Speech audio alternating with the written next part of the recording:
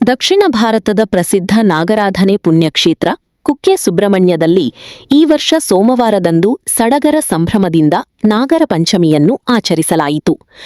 ನಾಗರ ಪಂಚಮಿ ಪ್ರಯುಕ್ತ ಇಂದು ಬೆಳಗಿನ ವಿಶೇಷ ಪೂಜೆ ನೆರವೇರಿಸಲಾಗಿದೆ. ಕ್ಷೇತ್ರದ ಹೊರಾಂಗಣದಲ್ಲಿರುವ ನಾಗ ಪ್ರತಿಷ್ಠಾ ಮಂಟಪದಲ್ಲಿ ನಾಗನ ವಿಗ್ರಹ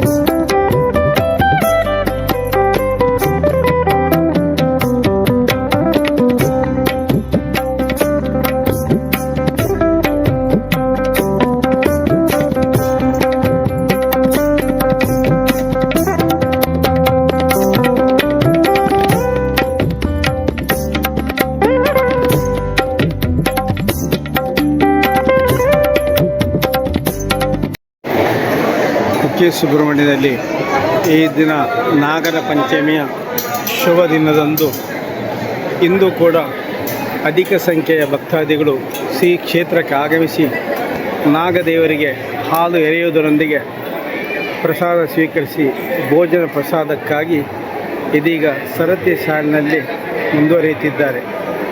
ಒಂದು ಕಡೆ ಆದರೆ ಇನ್ನೊಂದು ಕಡೆ ದೇವರ ದರ್ಶನಕ್ಕಾಗಿ ಭಕ್ತಾದಿಗಳು ಮತ್ತೆ ಗುಂಪಾಗಿ ಸೇರಿರ್ತಕ್ಕಂಥನ್ನು ತಾವು ಕಾಣಬಹುದು.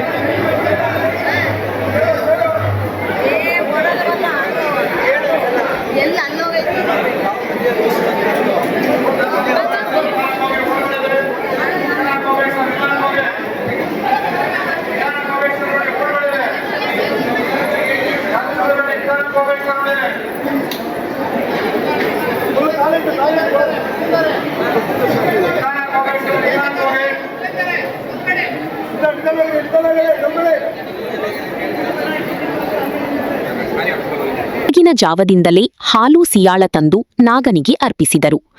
ಕುಕ್ಕೆ ಕ್ಷೇತ್ರದಲ್ಲಿ ನಡೆಯುತ್ತಿರುವ ಸರ್ಪ ಸಂಸ್ಕಾರ ಸೇವೆ, ನಾಗ ಪ್ರತಿಷ್ಠಾ ಸೇವೆ, ಆಶ್ಲೇಷ ಬದಿ ಸೇವೆ, ಪೂಜೆಗಳಿಗೆ ಭಾರೀ ಮಹತ್ವವೂ ಇದೆ.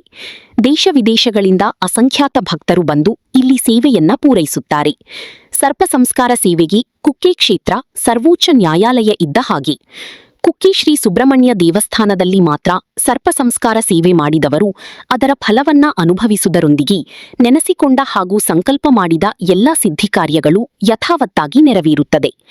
ನಾಗ ಪ್ರತಿಷ್ಠಾ ಮಂಟಪವನ್ನು ವಿಶೇಷವಾಗಿ ಅಲಂಕರಿಸಲಾಗಿತ್ತು. ಶ್ರೀ ದೇವಳದ ವ್ಯವಸ್ಥಾಪನಾ ಸಮಿತಿಯವರು, ಅಧಿಕಾರಿಗಳು, ಸಿಬ್ಬಂದಿ ವರ್ಗದವರು ಈ ಸಂದರ್ಭದಲ್ಲಿ ಹಾಜರಿದ್ದರು.